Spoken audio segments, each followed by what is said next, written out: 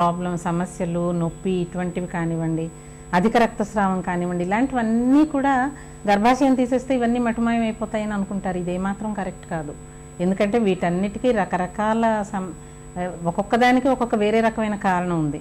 గర్భాశయం తీసేస్తే కూడా వెజైనల్ ఇన్ఫెక్షన్ తగ్గటం, లేదా ఈ నొప్పి, వైట్ డిశ్చార్జి, దురద ఇలాంటివి తగ్గటం అనేది జరగదు అసలు.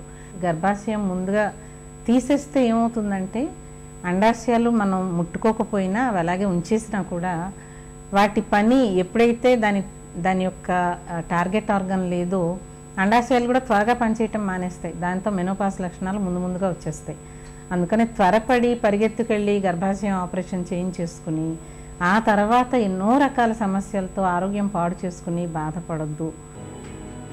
నెల నెల బహిష్టు బాధలు, తరచూ వేధించే కడుపులో నొప్పి, చికాకు పెట్టే తెల్లమైల, అధిక రక్తస్రావం, గర్భసంచిలో గడ్డలు, వీటన్నింటికి గర్భాశయమే కారణం కాబట్టి ఏకంగా గర్భాశయాన్నే తొలగించుకుంటే ఈ సమస్యలన్నింటి నుంచి శాశ్వతంగా విముక్తి దొరుకుతుందనే నమ్మకం కేవలం ఒట్టి అపోహ మాత్రమే. గర్భాశయాన్ని తొలగించుకోవడం నిజానికి సమస్యల తీవ్రత మరింతగా పెరుగుతుంది. ఒంట్లో హార్మోన్ల సమతూకం దెబ్బతినడంతో ఎప్పుడో 50 ఏళ్ల తర్వాత కనిపించాల్సిన మెనోపాజ్ లక్షణాలు ముందుగానే కనిపించటం మొదలవుతుంది. అండాశయాన్ని కూడా తొలగించటం వల్ల హార్మోన్లు లోపించి కీలక అవయవాలైన గుండె, కాలేయం, కిడ్నీల పనితీరు కూడా దెబ్బతినే అవకాశాలు పెరుగుతాయి. కాబట్టి ప్రతి చిన్న సమస్యకి గర్భసంచి తొలగింపు వరకు వెళ్లడం ఏమాత్రం శ్రేయస్కరం కాదు. గర్భసంచి తొలగింపుకు ప్రత్యామ్నాయంగా ఇవాళ మన ముందు ఎన్నో చక్కటి చికిత్సలు అందుబాటులో ఉన్నాయి. మామూలుగా యూట్రస్లో ఏమీ ప్రాబ్లం లేకుండా హార్మోన్స్ అసమతుల్యత వలన వచ్చే పరిస్థితిని అబ్నార్మల్ యూట్రైన్ బ్లీడింగ్ అని అంటారు. ఇటువంటి దానికి చాలా రకాల చికిత్సలు ఉన్నాయి. ఉదాహరణకి బ్లీడింగ్ మాత్రం తగ్గించడానికి మెఫెనమిక్ యాసిడ్, టెనెక్సామిక్ యాసిడ్ వంటి టాబ్లెట్లు, ఇవి బహిష్ట అయిన రోజు నుండి ఒక 5 రోజుల పాటు వాడితే దాదాపు 50% రక్తస్రావం తగ్గుతుంది, దాంతోపాటు ఉండే నొప్పి కూడా తగ్గిపోతుంది. లేదా ఇంకా ఇతర చికిత్సలు, ఉదాహరణకి ఆ గర్భాశయం లోపలి పొరని పూర్తిగా తొలగించడం, అంటే పిల్లలు పుట్టడం అయిపోయిన వారికి ఇటువంటి చికిత్సలు కూడా చేయొచ్చు. దీన్ని ఎండోమెట్రియల్ రిసెక్షన్ అంటారు. హిస్టోస్కోపీ ద్వారా చేస్తారు.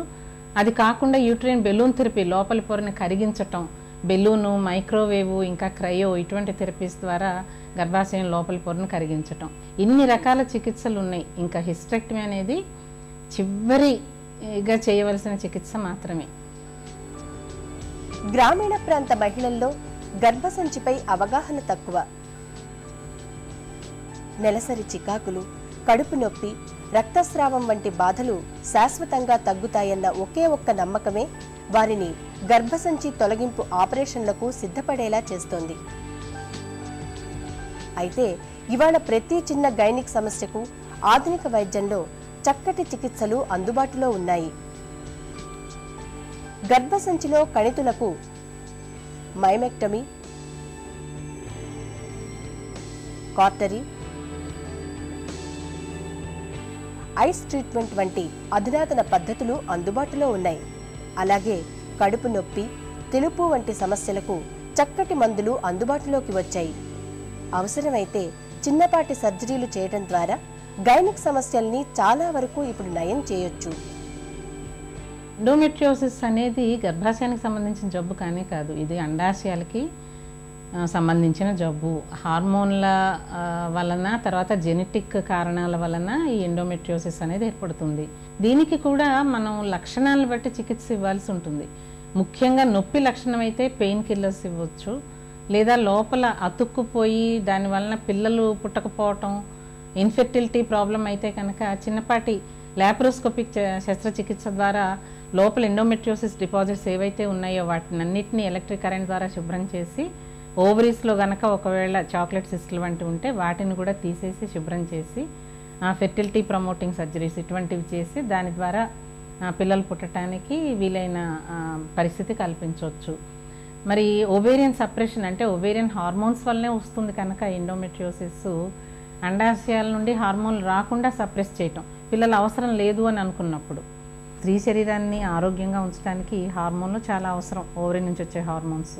అందుకని ఆ ఓవరీస్కి సంబంధించి ఏదైనా ప్రత్యేకంగా సమస్య ఉంటే తప్ప మామూలుగా రొటీన్గా యూట్రస్ ఒక్కటే తీసేటప్పుడు దాంతోపాటు అండాశయాలు తీయాల్సిన అవసరం ఏమాత్రం లేదు, తీయకూడదు కూడా.